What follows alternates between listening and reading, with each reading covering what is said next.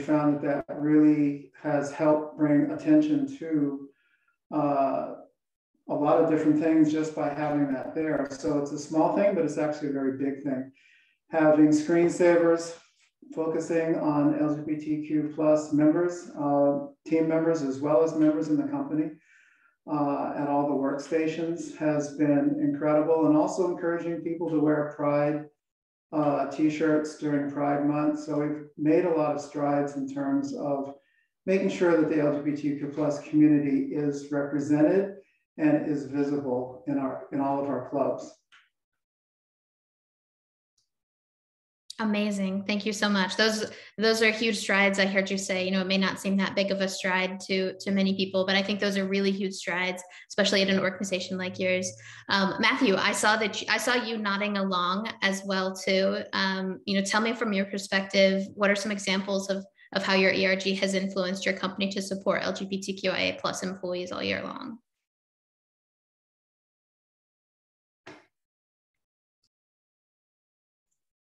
Ah, there we go. I was like, it won't let me do it. Technology is always against us.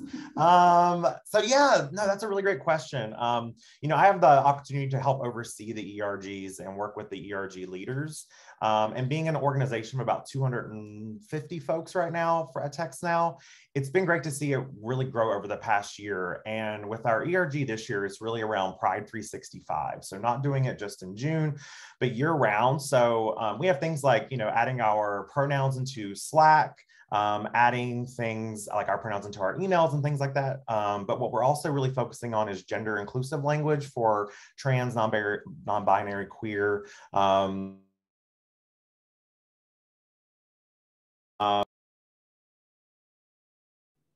Matthew, you're going in and out of mute. I don't know why it's doing that. It's going a little. Oh, is it good now? Yeah, cool. Good now. Cool. So with that, what we're also doing is gender inclusive language, like releasing Slack bots that help people to not utilize language like you guys. But our Pride leader, our ERG lead, Austin, he has done really well with his cohort around things like, we have a speaker coming in and doing 3 separate trainings throughout the year to really focus on Pride and everything from allyship tips, but then also having affinity spaces where we can also, as queer people, talk through our experiences in the workplace, talk through our experiences that really tell us how we come to work and inform us how we come to work. Some really cool things they're also doing is they're doing a fundraiser around getting t-shirts created. So we were able to get some really fun t-shirts created for Pride specifically. And we're doing a fundraiser for that to help support Rainbow Railroad, who help queer folks escape from countries that maybe are dangerous to them. So our ERG is really trying to do 365. They're really trying to keep conversations going, keep people invested. But then I think the more important piece is to invite people in, right? Sometimes it can be really scary for folks who don't understand the queer community or who don't know queer people in their day-to-day lives. Especially our company, we're a 100% remote company and a work best company. So we want to ensure we're building those really strong connections. And our ERG is doing that by doing little bits of pieces and big things all across the org, which has been fun to see. I love that, especially the piece about inviting people in. I think that can be so important and key. I want to go ahead and pass it over to Luis as well. You founded Washington, D.C.'s Pride ERG, and you're currently Visa's Global Community Chair for your Pride ERG as well. What part of your strategy is global? And, what work is important to remain in that local office to leaders across different geographies? Yes, as a global company, the dynamic is a little bit different, especially when you look into the different market. But, in general, our purpose is to lift everyone everywhere. We're building an environment where diverse background and perspective are celebrated so we can drive success inside and outside of our communities. It's been one of our goals throughout many years, and we have been honored to receive the 100% corporate equity index and best place to work for LGBT by the HRC. And we truly have great leaders and great HR partners who support our goals. We, at a global level, we have tried to make, improvements, especially on our healthcare for LGBT employees. Especially everything related to the access to fertility, adoption, surrogacy, covers options. And we just recently announced, the expansion of our parental leave, which was a huge benefit for all of our employees, no matter the country of residence, whether you're a birth parent or if your child arrives via birth or adoption. We extended to set a minimum paid of new bonding leave of 14 weeks now globally. Now, when you look into the markets, especially, it is so different because each region has so many different nuances that, you have to partner not just within the organization with different teams, but, with global government agencies and, healthcare facilities and institutions.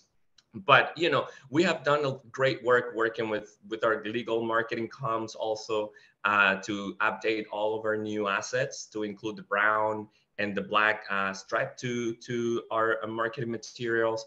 Like someone said before, a more inclusive language, being mindful of that, providing trainings, especially in regions where the subject is a little bit sensitive, but at least, so we want to make that sense of inclusivity, that employees, feel safe when they come into the office, even though the political or cultural situation of the country that they're in might be a little bit different. Thank you so much. KT, I see you snapping over there. I agree. I'm here for those inclusive healthcare benefits. I do want to shift a little bit to some of the challenges that we might be facing as ERG leaders. So KT, I want to start with you. What are some of the biggest challenges that you have as an LGBTQ plus ERG leader today? Yeah, I think that's a great question. And it really lends itself to the question that Rob asked in the chat of how do you navigate we need corporate approval for that response. I think the number one thing that a company needs to support its ERGs is that support, and the sponsorship really needs to come from the very top. Like, it's very challenging for us as ERG leaders to come in and try to support education of the company and support its queer team members when there's no buy-in from the top. So I think that is probably the first challenge that ERGs need to tackle. Definitely need to make sure we get that support from the top. And then, since the pandemic hit and so many people are remote, I think the next biggest challenge is really helping to figure out how we take those, the smaller events that used to bring people together and help build that community. And how do we make those available to everybody who's remote and really to a global audience now, because we want everybody to be able to participate. And then if you are working at a company and you are dipping your toe into participating in your ERGs, I would say the third challenge is really just getting participation. So I think if you're ready to be a part of an ERG, go full force, volunteer for helping with an event or even just taking notes during a meeting or anything like that. I think the participation challenge is real for sure. Absolutely. Alicia, I want to pass that question to you as well. What are some of those big challenges that you have as an LGBTQ plus ERG leader today? Yeah, absolutely. I will echo what KT just mentioned of the engagement piece. I think mentioning the remote world, we have Zoom fatigue that we're battling against. That's a very real thing. And people getting on maybe after hours and doing something that's an event is tough, because there's definitely fatigue that happens during the day of being in meetings on your daily work. So I think just thinking outside the box, and we were all thrown into this remote world, a lot of us at our companies in March of 2020, and having to really adapt to that as, Pride ERG or ERG leaders. barriers of how to engage people in a remote and virtual world. So I think that's definitely been a challenge. And I'd say just individually, I know that's kind of the second part of that question, and I'll change that word to challenge, is making sure that I stay visible, like as a person that's a part of the LGBTQ plus community and being in management, making sure that I'm visible and I'm telling my story as much as possible, because I think representation is so powerful. So making sure that that's something I'm intentional about, of being on the Pride Leadership Council and just in my daily work. I'm in a sales organization, and sometimes the LGBTQ plus community isn't represented well in that world. And that's something that I've been challenged with and throughout my career. So I try to be as visible as possible so people see people who are like them in positions of leadership. So twofold as far as ERG challenges and just individual challenges that I'm making sure I'm intentional about. Yeah, absolutely. That's a really helpful add-on as well. I'll double tap that as well in terms of the representation, especially in sales organizations. If you're in a place where you feel like you can be representative and where you can be present and be a voice for other people, be out, be loud, be as loud as you can be, because that makes a really huge difference for everyone who isn't in a place to be loud yet.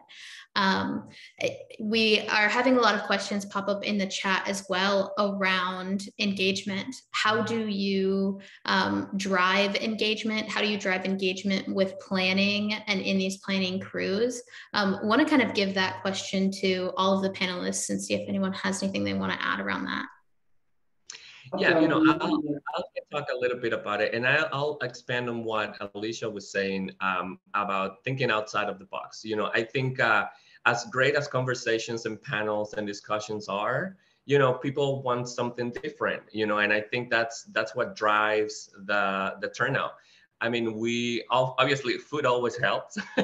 So we always have like pizzas, or, we partner with the local Chipotle, and then we ask them for, some type of donations, and they're more than willing usually to help. So that's a tip right there.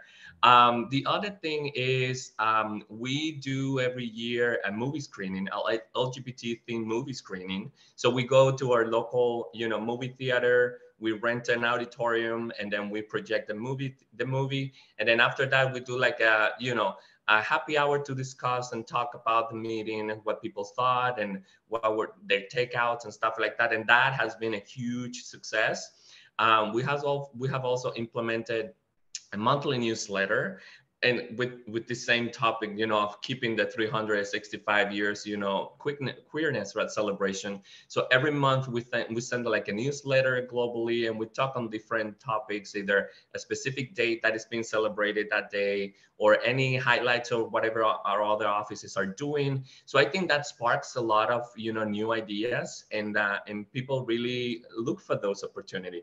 We do virtual concerts, with local LGBT singers and performance, drag queens, bingo. So, those are fun and cool ideas that, people are always willing to help them, disconnect a little bit. As far as engagement,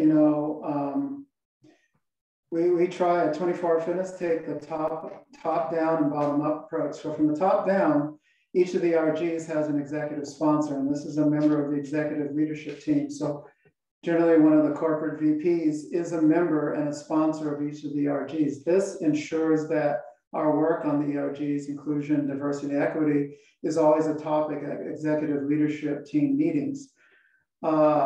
Now, from the bottom up, one thing the Pride 24 ERG did recently was Earth Day. We sponsored cleaning up all of our clubs, our parking lots, the sidewalks, trash. Some clubs planted trees, so we're out there with our Pride 24 t-shirts, just cleaning up trash, which when members were coming and going, were saying, hey, what are you doing? And this sparked conversation. We're participating and sponsoring an Earth Day cleanup of our clubs and the environment. So things like that. It was the same time across the time zones from Hawaii to New York. So that kept us engaged, knowing that every club, something was going on, sponsored by Pride 24 for Earth Day. So just some activities like that got us up and outside the clubs, moving around, and then again, the executive sponsorship are just some ways that we are driving engagement, both from executive leadership, but also from our frontline staff. I'd love to jump into and just kind of offer a little insight. So if you look in the chat, Austin Nelson, that is our ERG lead for Pride at Text now. Not only does he kill it in his recruiting duties, he also kills it in his Pride ERG duties. And so I can answer some of the questions that I saw popping up. You know, with overseeing ERGs, if I had the answer for really good engagement, I could start my own consulting firm, right? It's a very hard piece to crack. I think a few things. One, thinking intersectionality around your employee resource groups. How can you combine forces, right? Especially if you don't have as large of a budget, or if you are struggling in maybe ideas, right? Finding especially those ERGs that maybe have more members or are more, have had a longer time in the org. The real piece to engagement, though, is it has to be managers and it has to be leadership pushing this as a piece, right? So one of the things that we've ensured to do at Text Now, this was our first year. So I got hired about 9 months ago, and this was the first EDI full-time position for Text Now. My first year of asking for budget, I asked all 3 of my ERGs, what is your budget, and shoot for the sky. And they each asked for $12,000 around that. And I asked and I was given it, right, for each of the ERG leads. Our managers and the way we do our yearly professional reviews, whatever you call them, like check-ins, yada, yada. Part of that culture ad now is being a part of an ERG, being a part of it in some form or fashion, because it's creating that culture, right? So engagement has to start with your upper levels really being into it. And while lip service is lovely, dollars speak way more, right? What we're also currently working on is ensuring our ERG leads get compensated. So that's being kind of woven into their yearly review. So while money doesn't make the world go round, money makes us walk a little bit easier in life. And so that's what I'd really encourage all of you to do, is that you can see all of these engagement scores go up. You can see your ERGs being more excited because they know the company cares, right? And it's not just a marketing tool, a recruitment tool, or lip service, you know? I also saw for smaller budgets. So my side hustle is Awesomely Authentic. I do LGBTQ plus like presentations, and I created something called the DEI Speakers Bureau because I would ask for a presenter and they were like 10 grand. And I was like, girl, I have like, that's like double my entire yearly budget. So the DEI Speakers Bureau is a free resource for any of you to check out. Most of these folks will be under $5 grand for any of their different events. And they're sourced just from like LinkedIn and my own personal connections. So hopefully that helps as well. But yeah, hopefully that gives like some insight on the overarching engagement piece. That is a beautifully helpful resource. Thank you, Matthew. I imagine if anyone else has any suggestions for speakers that you might want to add to that list, they can reach out to you on LinkedIn to be included. Is that correct? Yes. Totally. Okay. Fantastic. This is super, super helpful. One more question on the topic of this engagement piece that I saw come up in the chat as well. By the nature of the Chesney organization and the AllVoices organization, I know that we have a lot of HR leaders, people leaders, HR teams in this call. So what is one of the, what are some of the best ways that y'all have seen HR leaders and HR teams best support ERG organizations? Of course, Matthew, to your point, going and helping ask for that budget is particularly helpful. KT, I want to pass it over to you and see if you have any insight on that as well.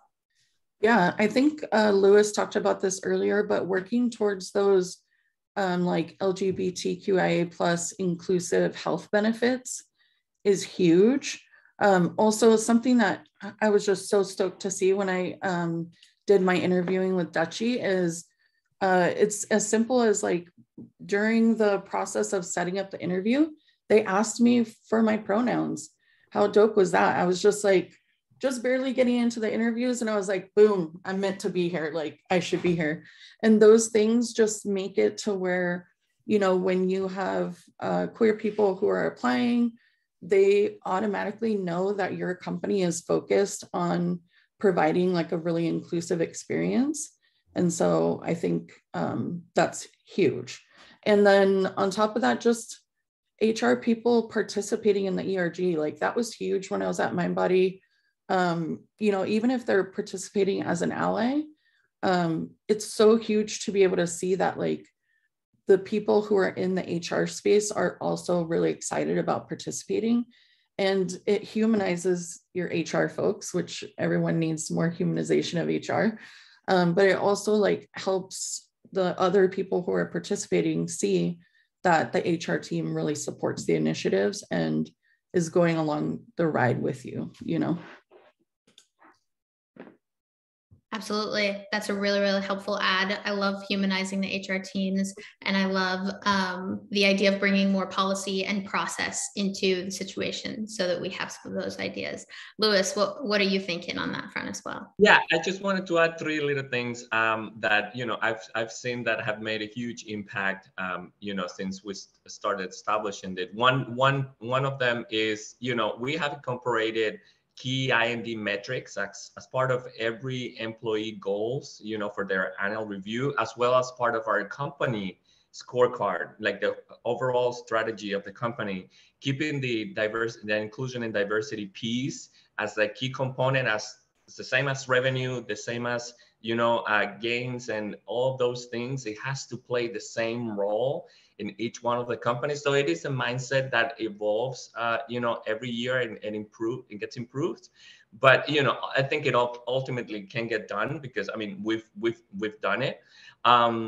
The other thing is that we also made sure that throughout the interview process of new hires, we have a diverse panel. So everybody, you know, someone with different ideas, different backgrounds, different genders, you know, so it's not one type of, you know, profile, you know, hiring people. So that's very helpful. And the other thing that we also have done is once the employee comes aboard during the new hire process, we have implemented a toolkit for ERG. So right off the gate, you already know how we approach, you know, diversity and inclusion, what are the different ERGs that you can be part of, what do they do, and what impact they make in the communities and inside the company. So you already, you know, have a vast option of things that you can, you know, be part of. So I think that's very exciting for new hires.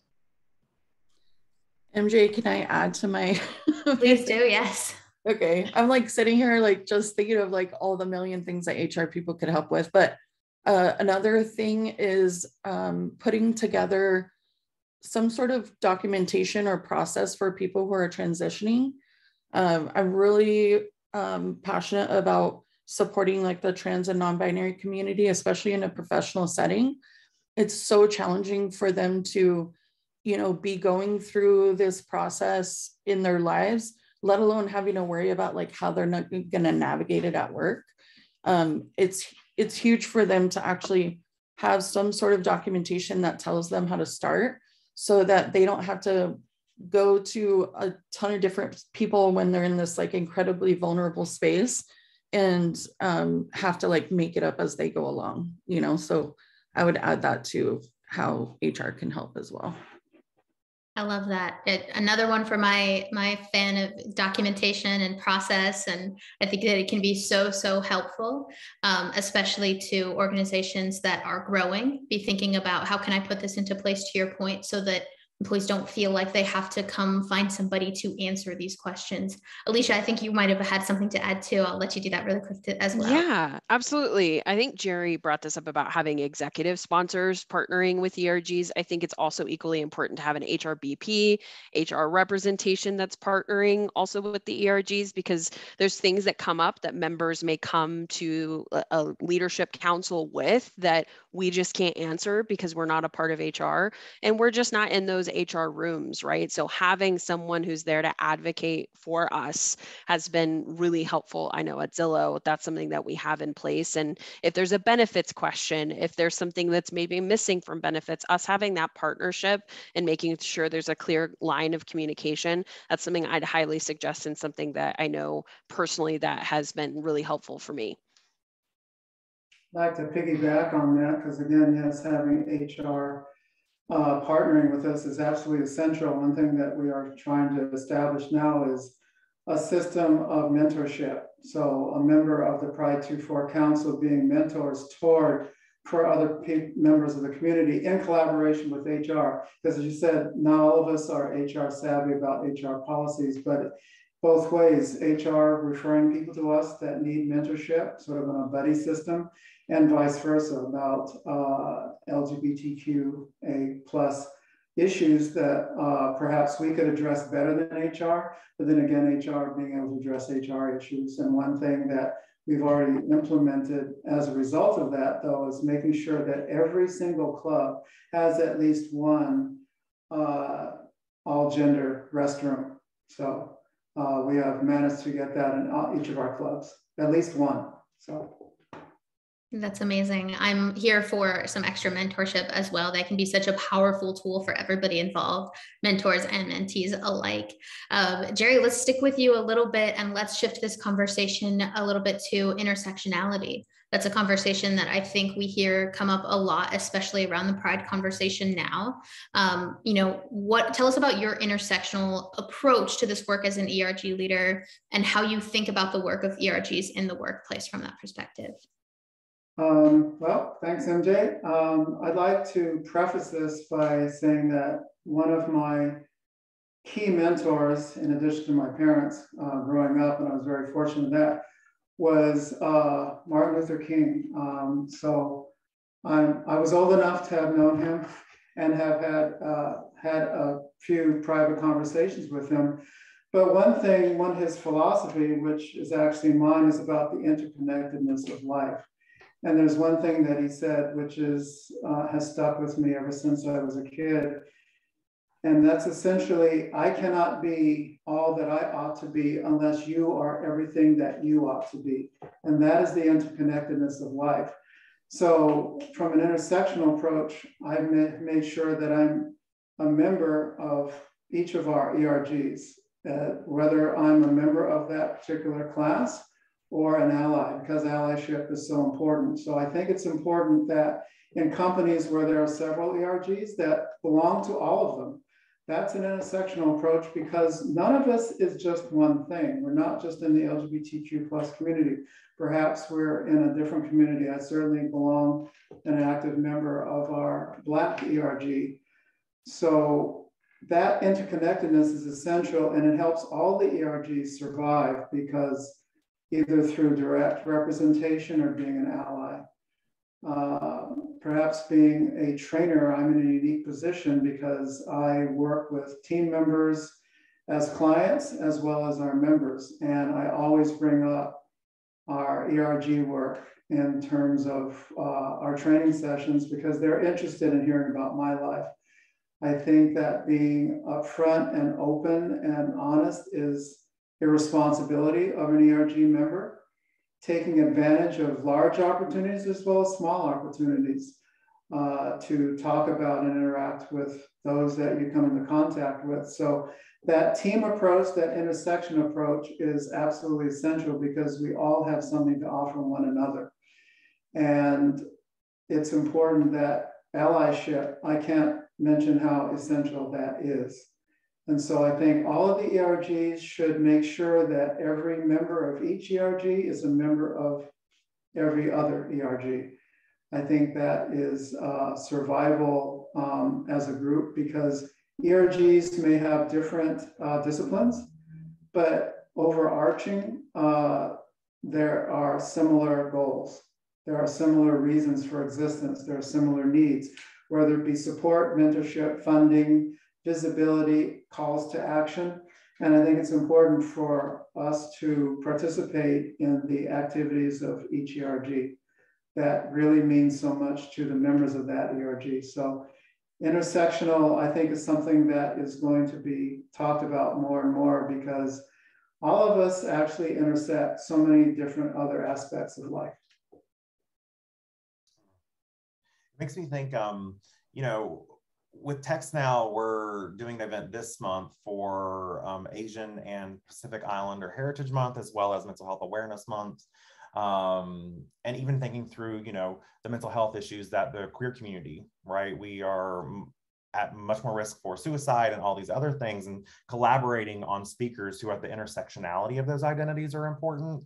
But I think especially as a remote workforce at Text Now, And we say fully remote, we mean your butt can be wherever and we're cool with it, right? Not like you have to be in one of these cities. I think we should think about intersectionality too, about how do you invite more people into the conversation. So a prime example is thinking about folks who, if you have a diverse workforce that are all across the United States and across Canada or wherever, there are going to be people who are in more rural areas, right? So one thing I've done with orgs that are in more rural areas through my side hustle is I bring in country music and queer people who do bluegrass music to kind of create those connections. So really think about the intersectionality, not just around our ideas of race, gender, age, LGBTQ status, all of those different things. So think about geography, right? Think about people's lived experiences in different countries. Because what you're going to do then is you're creating that really nice connection to other people in your org who maybe didn't realize that the queer identity intersected with their identity in some form or fashion, you know? That's really the key here is in ERG work, sometimes where it is kind of a business piece, we forget that what we're really doing here is just teaching and broadening people's minds and their hearts around identities, right? So think about where you can like intersect that. Think about how that can be pushed in different directions. And again, I think this is also going to be even more important as Gen Z starts coming more and more into the workforce. When they look at their identity in corporate spaces, gender binaries don't work. Them being policed on the way they look don't work, right? Like, and companies are going to learn this either the easy way or the hard way. And so thinking about how all of those things around age even is going to be really imperative to the success of any organization and the success even of any ERG, right? I love that. We're getting a lot of +1s in the comments and also a lot of requests for those country queer recommendations. So we're going to have to put together a playlist for that one for sure, Matthew. Myra Burns, she's amazing. I do want to open that up to the rest of the panel as well, because this does seem to be such a powerful conversation. What does that intersectionality look like? I'm seeing allyship accomplices in the chat. That's a really good way to think about it as well. How are you inviting more people into your, LGBTQ plus ERGs? And how are you participating in as an ERG leader in some of those, intersectional places? Yeah, I think we talk a lot about engagement and those things. Like, I think we should be, if you're involved in one, you should be supporting all, right? Because we know how much effort and how much it takes to put an event together, to put certain things together. Like, we should all be supporting each other. And I think, Matthew, you were talking about combining budgets. Like, that's a powerful thing. That's something that we've done at Zillow of like, hey, maybe we don't have enough, but there's some intersectionality here where we can, partner with Billow, partner with our women's network in different ways, and getting creative there and thinking outside the box with that. And I think, again, it just brings more people in, because especially the LGBTQ plus community just has a ton of intersectionality. And I think honoring that, and love to hear like the Asian Pacific Islanders month, like that, like doing different things around that, I think just supports each other, make sure that all of our events are more successful and that we're bringing more people in. Like Matthew, I think you mentioned as well, love that term. And I think that that's something we should be constantly thinking about. And also making sure that there's education that's happening. If there's that middle management and leadership buy-in that we need, making sure that there's continued education that we can provide and get some buy-in with, because it's great if we're bringing a ton of people into the company that are a part of the community. But if we don't have managers that are educated in LGBTQ plus different issues and different subjects, then we're not going to be able to manage those people well and retain those people. So I think that there's definitely some intersectionality there as well. Yeah, I particularly love the intersectionality piece, and I think it is a good opportunity for companies to stop looking at ERGs as different type of buckets, because I mean, at the end of the day, Pride is just not Pride Month, June. We're Black History Month, we are Spanish Heritage Month, we're Chinese New Year's, we're Veterans Day, we're everything. So I think that all of those intersectionality needs to, a safe space to coexist. So I think that it's difficult also to accomplish because of the, budget topic that we have talked about. But in my case, for example, everyone who has a VP or SVP title at Visa, they probably got an email from me. Like, hey, I need this. And it's okay if they say no, because they didn't know, they didn't plan for it. But that's not the end of the conversation. There's a follow-up. Okay, how can we make this happen next year? Like, we make this every year. Can you support us next year? Can you include this in your budget planning for next year? So you start that conversation with them. It's not a flat out no, and then you close that loop. It's an ongoing conversation, because we have to partner with the leaders of your organization. And by the same token, one thing that we have experienced is we have to start looking at intersectionality, not just inside your company, but outside your company. Let me tell you, your clients, you have such a vast network of people that you can reach out to. Your clients, believe it or not, they don't just want to talk about business and money. They're dying to learn how your organization drives diversity and inclusion. So partner with them, talk to them in your calls about all of these different topics. Hey, what are you doing for Pride Month? So, it creates that bonding. We have made a lot of, initiative with our biggest clients like Chase, Goldman Sachs, our smaller community credit unions, merchants like United Airlines. And, so there's a lot of opportunities that you probably work with many of these clients, and you probably haven't thought about it. So it's good for you to start that conversation, and you'll be surprised of many great things that come out of that. Absolutely. And it's a very good reminder to, we find ourselves looking for some of this support from executive leadership. And Alicia, being in sales, I'm sure you can agree, don't just accept the first no, think about how can we make this happen in the future as well. Along those same lines, when we're having some of those conversations with leadership, when we're having some of those conversations around budget, around the ERGs and success, we're often asked, what are your KPIs? How are you defining success?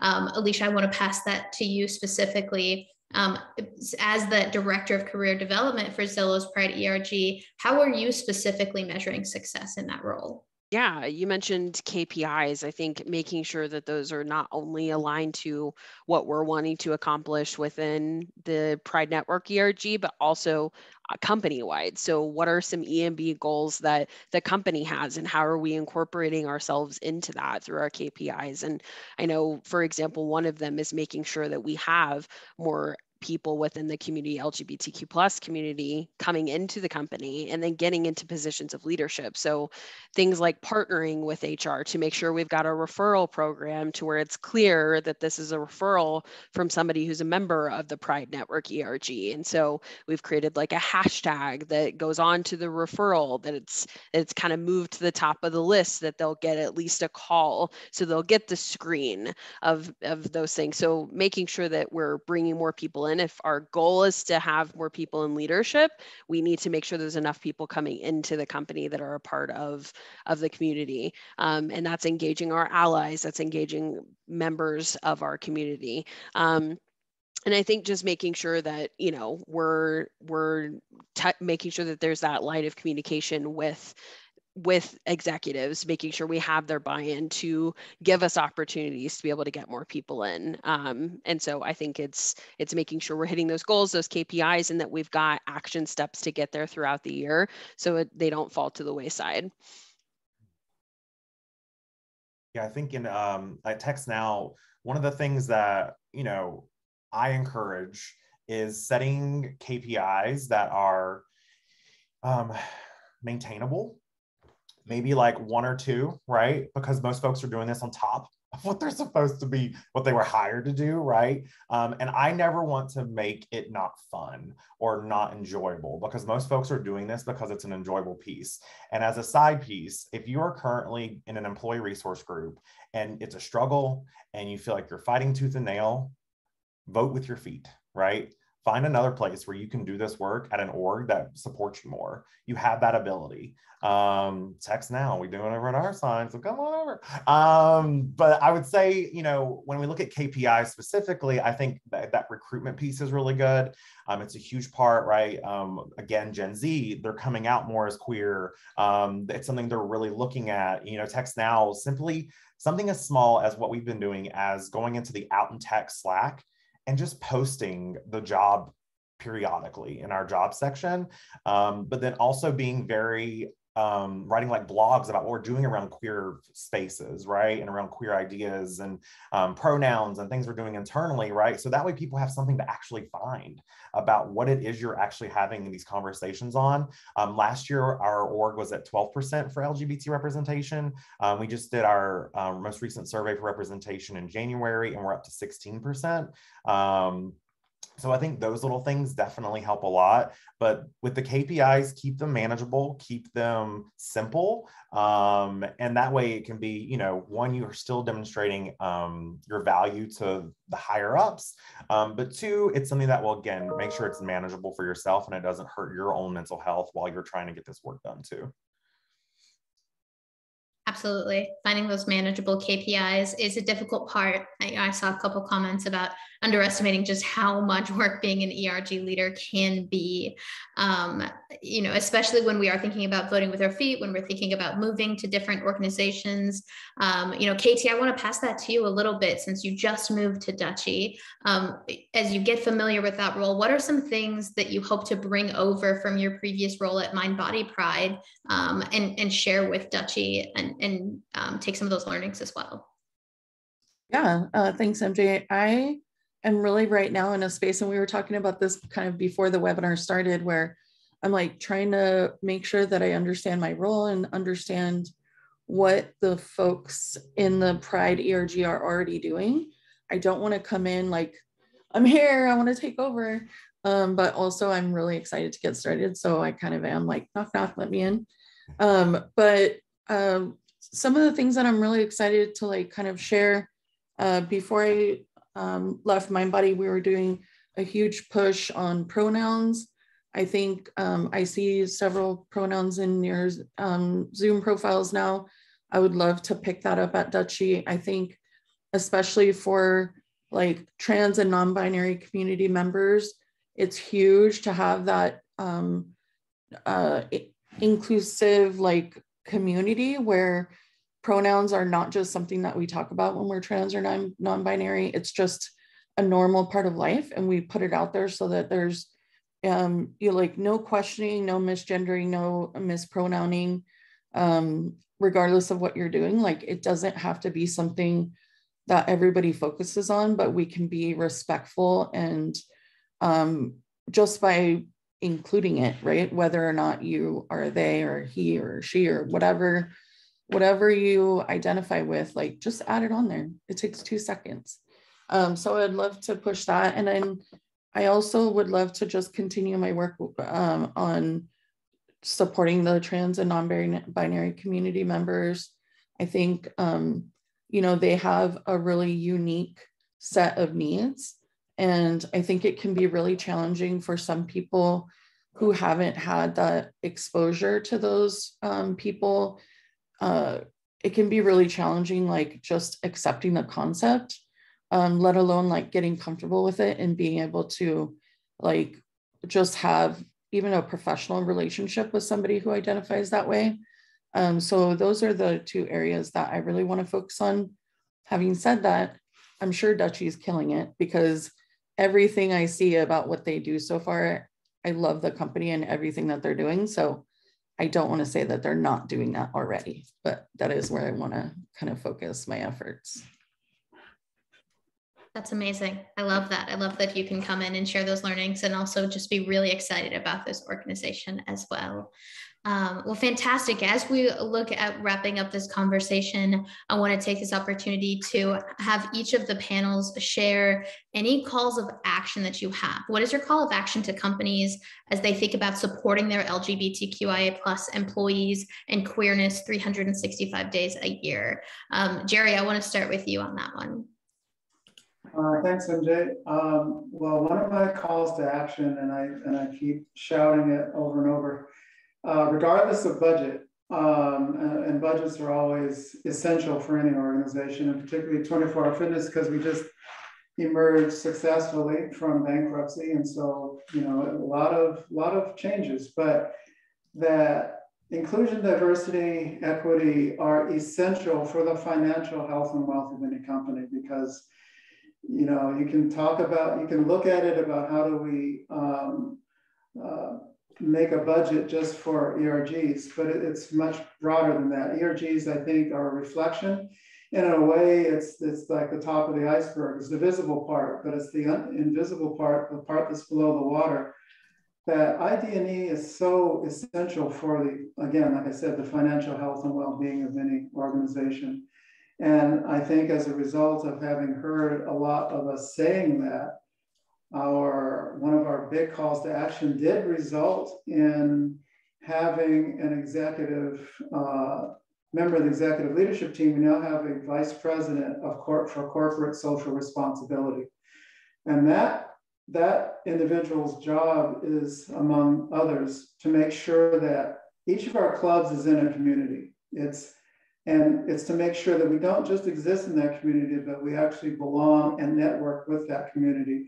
So how can we help with homeless initiatives or beautification projects or blood drives or pride parades or pride events, so that we are not just existing in a community, but being a part of that community. And so calls to action is to not just be a health and fitness organization, but actually be members of community. And it doesn't have to be where a club is. We have many team members who are remote and live in areas where we don't have any clubs. So we want to be members of those communities, because as long as we have an employee in a town, and if that town maybe only has 20 people, then we want to be a partner and connected with that community. So calls to action means that we should be both within the company, but also where the company exists and part of those communities.